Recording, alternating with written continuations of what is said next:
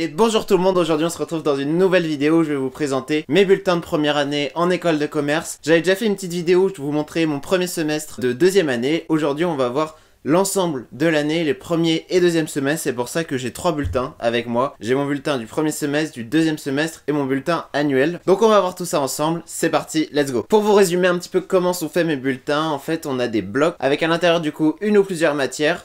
Donc je vais vous donner le nom de ces blocs, le nom des matières qu'il y a à l'intérieur et vous donner seulement la note du bloc parce que sinon ça va être un peu trop long. On commence avec le premier semestre avec un bloc qui s'appelle économie et développement et il y a une matière dedans, c'est assez rare mais il y en a qu'une et la matière c'est transition climatique. Comme on l'entend un petit peu, c'est sur le climat donc en fait ça a été un cours basé sur les rapports du GIEC, sur vraiment une analyse un peu générale de l'environnement et nous sensibiliser un peu à ça. C'est pas un cours que j'ai apprécié en tant que tel, mais ça fait partie des matières de l'école de commerce et des nouveaux enjeux, donc ça paraissait quand même assez pertinent. Donc à ce bloc j'ai eu 15,67. Le deuxième bloc ils appellent ça business développement et on a comprendre bourse et finance, donc c'est de la finance, services et produits innovants, je vous avais déjà parlé dans une autre vidéo, il me semble que c'était l'année 1 en école de commerce. C'est une matière où on devait faire un exposé, trouver une innovation et faire un exposé pour le vendre, faire une espèce de business plan pour vendre l'innovation qu'on avait eue et plus le prof avait envie d'acheter cette innovation et plus on gagnait de points. Et ensuite la troisième matière c'est du marketing. Donc à ce bloc j'ai eu une note de 16,55 ce qui est une très bonne note.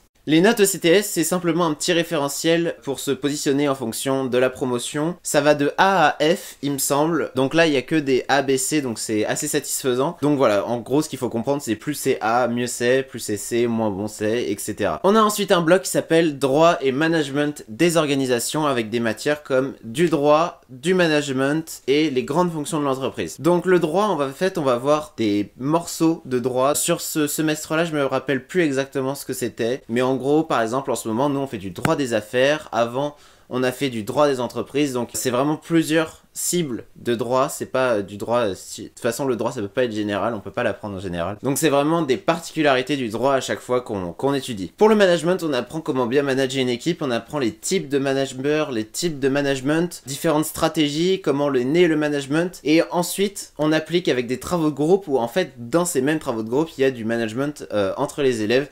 Donc ça c'est assez marrant et puis on travaille comme ça sur des études de cas ensuite. Et enfin les grandes fonctions entreprises, c'est une matière qui regroupe un peu tout sur l'entreprise j'ai envie de dire. Ça regroupe tout ce qui est économique et un peu géopolitique peut-être de ce qui est les entreprises donc c'est assez général.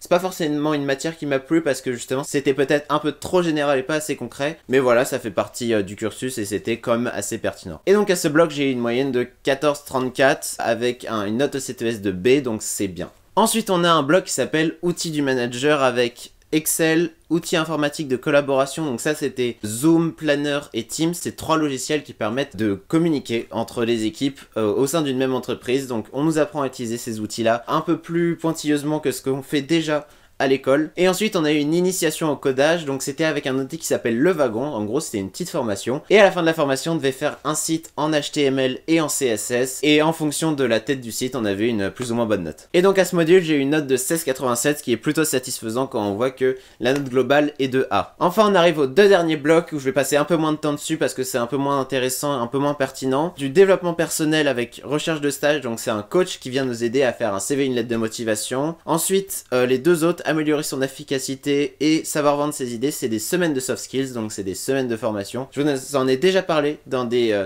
vidéos précédentes, je vous conseille d'aller les voir si vous les avez pas vues. Et donc à ce bloc là, j'ai eu une moyenne de 14,58, ce qui est bien aussi. Ensuite on a les langues, donc LV1, LV2, TOEFL préparation, donc en gros on passe un diplôme, donc on nous prépare spécialement à ce diplôme, et le projet Voltaire qui est là pour améliorer l'utilisation de la langue française, que ce soit en termes d'orthographe, de grammaire et tout ça. Donc j'ai eu 14,17 ce qui est bien aussi, même si on voit qu'il y a 2 petits C, donc ça c'est moins ouf. On passe tout de suite au deuxième semestre, on commence avec le marketing et commerce, donc ça c'est un bloc où il y avait de la vente et démarche commerciale. On apprend à faire de la vente, quelques techniques de vente, quelques principes et de la démarche commerciale, donc avec de la prospection par exemple. On devait faire des études de cas, on devait faire des exercices.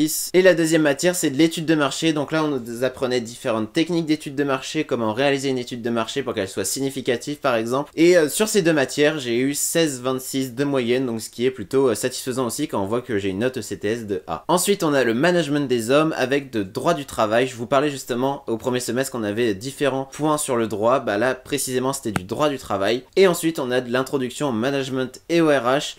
C'est pas une matière qui m'a forcément beaucoup plu vu que derrière je veux faire de la finance, les RH c'est pas ce qui me passionne le plus. Mais encore une fois, vu qu'on est en école de commerce et on est là pour s'ouvrir un peu au monde et s'ouvrir l'esprit, ça avait sa place dans le cursus. À ce bloc, j'ai une moyenne de 14,34, donc c'est un peu plus bas que d'habitude, mais j'ai un B quand même en note ECTS qui est plutôt bon. On assure des matières qui sont parfois difficiles comme le droit où il y a beaucoup de choses à apprendre. On passe aux matières qui me réussissent un peu plus avec le Business Economics et Finance, qu'on a de la comptabilité financière et on a de l'économie d'entreprise un peu plus particulièrement. Comptabilité financière, on va nous apprendre à faire un bilan, à faire des comptes de résultats, à les comprendre et aussi un petit peu à les manipuler. Donc tout ça c'est vrai que j'étais un peu plus à l'aise et ça m'intéresse aussi un peu plus pour la suite. C'est pour ça que à ce bloc là j'ai une moyenne de 16,65 qui est bien plus satisfaisante que les notes précédentes. Je viens de remarquer que sur les deux derniers blocs j'avais une note finale qui était un point au-dessus. En fait c'est parce qu'on a le droit de mettre des points bonus sur les matières et que du coup j'ai dû en mettre. Donc il faut bien regarder les notes et pas les notes finales parce que c'est vrai que les notes finales du coup c'est après points bonus. On peut gagner des points bonus en faisant des actions au service de l'école comme en allant à des journées portes ouvertes ou en faisant des journées ce qu'on appelle logistique. Donc il faut aider tout ce qui est pour la logistique de l'école. Tout ça on gagne des points bonus, ça nous permet derrière d'assurer, souvent c'est pour les rattrapages mais vu que là j'avais pas de rattrapage, je l'ai mis dans des matières qui pouvaient m'aider par la suite à trouver le bon master. Et enfin les deux derniers blocs, on a le développement personnel et les langues comme au premier semestre. Donc développement personnel, on a initiation au Fab Lab,